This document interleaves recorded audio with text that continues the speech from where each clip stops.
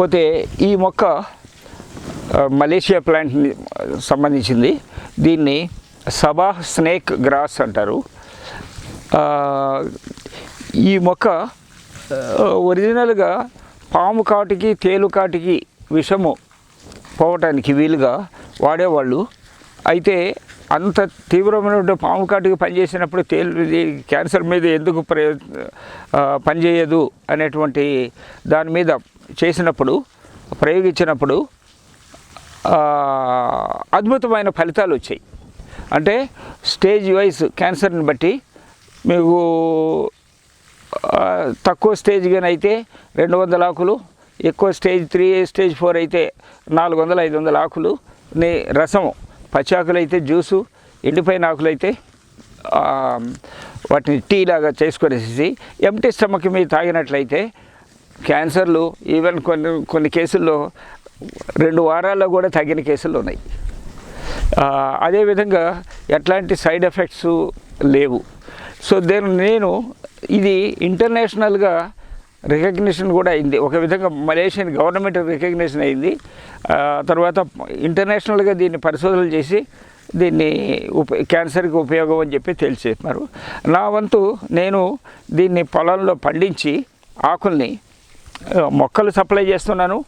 తర్వాత వీటిని ఎండిపోయిన ఆకుల్ని కూడా నేను ఈ విధంగా సప్లై చేస్తున్నాను అన్నమాట. దీన్ని వాడుకున్న వాళ్ళు చాలా తొందరగా మంచి ఫలితాలు పొందారు. సో నేను ఈ అన్నిటి వల్ల మనం గమనించింది ఏమిటయా అంటే వీలైనంత తక్కువగా కెమికల్ ఫుడ్డు, కెమికల్ మందులు తగ్గించుకునేసి ఎమర్జెన్సీకి మాత్రం వాడుకునేసి మిగతావి అన్నీ కూడా ఈ హెర్బల్స్ మీద ఆధారపడితే ఒక విధంగా మనకి తొందరగా రోగాలు నయమవుతాయి అనేది అసలు లేదు. రోగాలు రాకూడదు అంటే రోగాలు ఎక్కడి నుంచి వస్తున్నాయి అని చెప్పేసి అసలు రోగాన్ని ఎందుకు ప్రివెంట్ చేయకూడదు అని చెప్పేసి అనుకున్నప్పుడు అది కూడా సాధ్యమే. దానికి మనం ఆలస్యంగా గ్రహించింది ఏమిటా అంటే మనం తినే ఆహారము, తాగే నీళ్లు, పీల్చే గాలిలో ఉన్నటువంటి టాక్సిన్స్ వలన శరీరంలోనే అవయవాలు చెడిపోయి మనకి అనేక రకమైన వ్యాధులు వస్తున్నాయి. ఫర్ ఎగ్జాంపుల్ అంటే ఇప్పుడు ఆంధ్ర రాష్ట్రంలో చూస్తే 2000 వ్యాధులకి ఉచిత చికిత్స అన్నారు. అంటే ఇంకా ఎన్ని వ్యాధులు ఉన్నాయి? సో వీటికి అన్నిటికీ కారణం ఒకే ఒక కారణం, రోగ నిరోధక శక్తి అనేది పోవటం. ఆ రోగ నిరోధక శక్తి లేకపోవటానికి కారణము మనం తినే తిండి, తాగే నీళ్లు, పీల్చే గాలి అనేది. ఎందుకు ఏ విధంగా అనుకున్నప్పుడు మనం పండించే ప్రతి పంటలో కూడా పురుగుల మందు అనేది కలిసి ఉండటం వల్ల అది కడిగినా కూడా పోకపోవడం వల్ల అది మనం ఆహారంలో తీసుకుంటున్నాము. ఫర్ ఎగ్జాంపుల్ పచ్చిమిరపకాయ, దాన్ని అంత కారంగా ఉంటాయి, మనం తినలేము.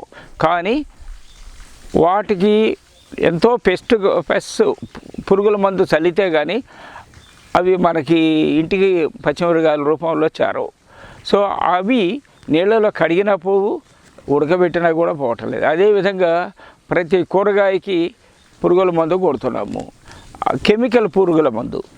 ఆ పురుగుల మందు ఒకటి మనకి దేహంలోకి ఆహారం రూపంలో పోతున్నాయి. సో ఒక విధంగా ఆ పురుగుల మందుని కెమికల్స్ పోయి కాకుండా శరీరానికి హాని కలుగజేయనటువంటి పురుగుల మందు వాడుతూ ఆర్గానికల్గా పండించినట్లయితే ఈ వ్యాధులు అనేవి రావు. ఇప్పుడు అందరూ గ్రహించి ఆర్గానిక్ కల్టివేషన్కి మొగ్గు చూపుతున్నారు. ఇంకా రావాలి. తర్వాత వచ్చేసి ఇప్పుడు పరిశోధనలు కూడా ఆర్గానికల్గా కూడా ఎక్కువ ధాన్యం కానీ కూరలు కానీ పండించవచ్చు అనేటువంటి ప్రయోగాలు సత్ఫలితాలు ఇస్తున్నాయి. ఈ మొక్కలండి, వీటిని మలేషియా కంట్రీ నుంచి తెప్పించాము. వీటి పేరు సబాహ్ స్నేక్ గ్రాస్. ఇది ప్రముఖంగా గడ్డి జాతికి చెందింది. కానీ దీనికి ఉన్నటువంటి ఫలితాలు దీని పేరు వల్ల ఇది ఈ స్నేక్ కాటుకి పాము కాటుకి కూడా ఇది నియంత్రిస్తుంది అనేటువంటి పేరు రావటం వల్ల తేలుకాటికి పాము కాటికి కూడా క్యాన్సర్కి ఎందుకు రాకూడదు అనే ప్రయోగాలు చేసినప్పుడు అద్భుతంగా పనిచేసేది. కొన్ని క్యాన్సర్లు అయితే వారం 10 రోజుల్లో కూడా చేసినట్లుగా లిటరేచర్ చెప్తూ ఉందన్నమాట. ఏది ఏమైనా సరే ఇది పరిశోధనల ఫలితంగా ఇది క్యాన్సరు దీంట్లో, ఎందుకంటే క్యాన్సర్ అనేది వరల్డ్ మూలంగా మొత్తం వరల్డ్ కూడా ఎఫెక్ట్ అయి ఉండటం, క్యాన్సర్ దీనికి పరిష్కారం కనుక్కోలేకునే పరిస్థితుల్లో ఉన్నాం కాబట్టి ఇది చాలా హెల్ప్ చేసింది అనమాట.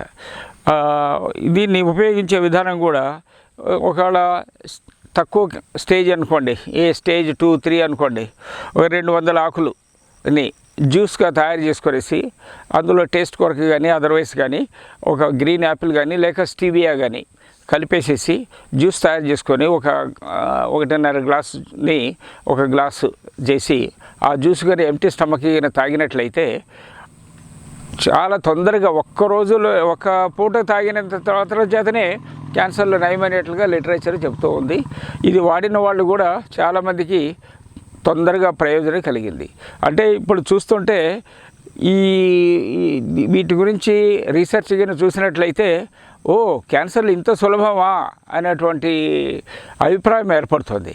కాబట్టి ఇప్పుడు ప్రభుత్వాలు, ఈ డాక్టర్లు కూడా, ముఖ్యంగా ఆయుర్వేదిక్ డాక్టర్లు దీని మీద ఎక్కువ పరిశోధనలు చేసి వీటిని ప్రముఖంగా తీసుకురాగలిగితే మనము ఇప్పుడున్నటువంటి 70 to 80% క్యాన్సర్ డెత్స్ని 70 to 80% లైవ్గా ఉండేలాగా, ఓన్లీ 10-20% మాత్రమే మన కంట్రోల్లో లేదు అన్నట్లుగా, అది కూడా చేయి దాటిపోయిన కేసులు అన్నట్లుగా మనము క్యాన్సర్కి మనం తుది ముట్టించగలము అనేటువంటి అభిప్రాయము వస్తుంది అనమాట. ఒకవేళ మనకి అన్ని చోట్ల ఇవి పచ్చి ఆకులు దొరకవు, ఎండిపోయిన ఆకులు కూడా దీన్ని టీ లాగా నీళ్ళలో కాసుకొనేసేసి తాగినట్లయితే దీంట్లో తీపి కొరకు, టేస్ట్ కొరకు స్టీవియా కలుపుకొనేసి తాగినట్లయితే అదే ఫలితం అనేది వస్తున్నది.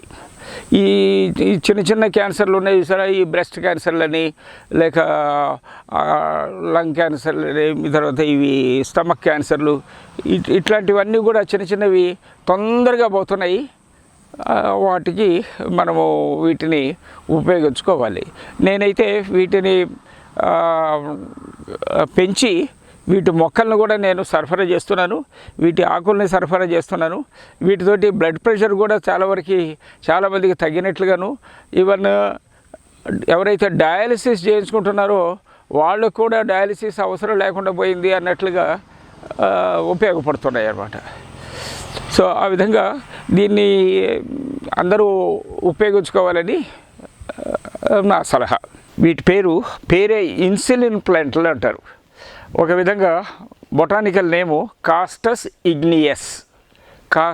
ఇగ్నియస్. కానీ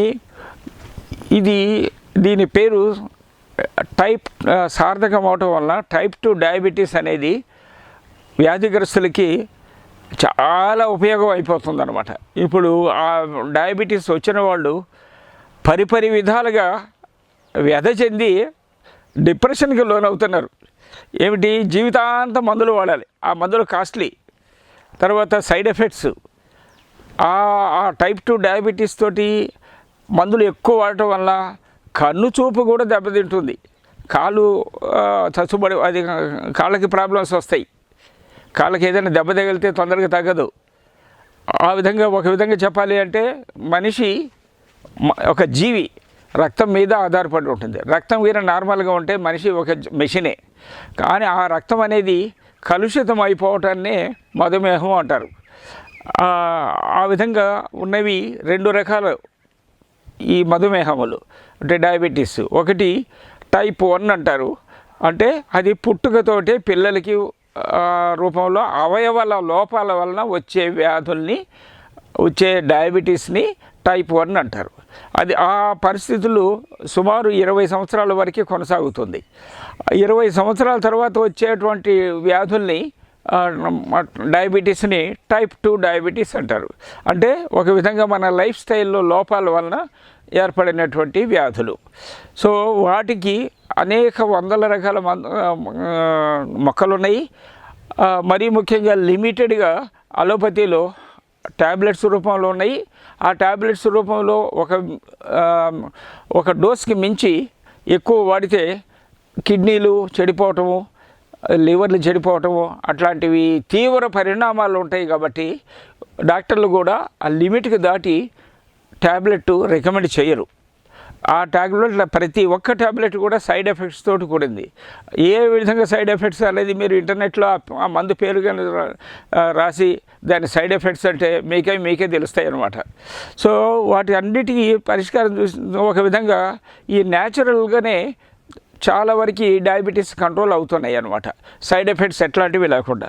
అందులో ఈ మొక్క ఒకటి ఇన్సులిన్ మొక్క.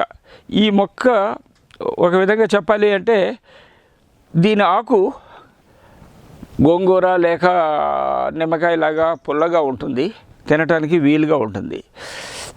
చాలా వరకు అతి తీవ్రంగా ఉన్నటువంటి టైప్ 2 డయాబెటీస్ వాళ్ళు ఒక వారం రోజుల పాటు 2 ఆకులు ఉదయము 2 ఆకులు సాయంత్రము ఎంప్టీ స్టమక్ మీద తినేసేయాలి. ఆ నెక్స్ట్ వీక్ నుంచి ఉదయం ఒక ఆకు సాయంత్రం ఒక ఆకు ఎంప్టీ స్టమక్ మీద తిండి తినే ముందు తినేసేయాలి. తినేసేస్తే 1-2 నెలల్లో గణనీయమైన మార్పు వచ్చి షుగర్ కంట్రోల్ కూడా వస్తుంది. సో ఆ విధంగా దీంతో బ్లడ్ ప్రెషర్ కూడా కంట్రోల్కి వస్తుంది.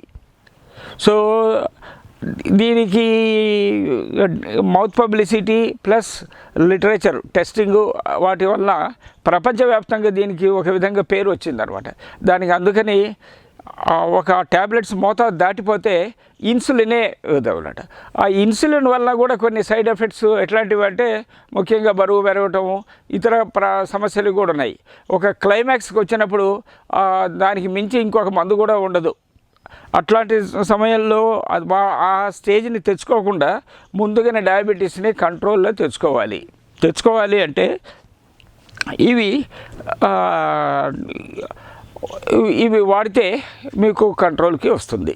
దీన్ని ఎండిపోయిన ఆకులు కూడా పౌడర్ని నీళ్ళలో కలుపుకొని తాగవచ్చు, లేదా వాటిని చప్పరించవచ్చు. వాటితోటి కూడా డయాబెటీస్ కంట్రోల్కి వస్తుంది. కాకపోతే ఈ డయాబెటీస్ టైప్ 1 అనేది ఎందుకు వస్తుంది అని చెప్పేసి అనుకున్నప్పుడు తల్లిదండ్రులకు ఉన్నటువంటి జీన్స్లో ఉన్నటువంటి డెఫిషియన్సీస్ వల్ల పుట్టుకతోటే పిల్లలకి లోపాలు వస్తున్నాయి. ఆ లోపాలని సరిదిద్దాలంటే తల్లిదండ్రులు ఆరోగ్యంగా ఉండాలి.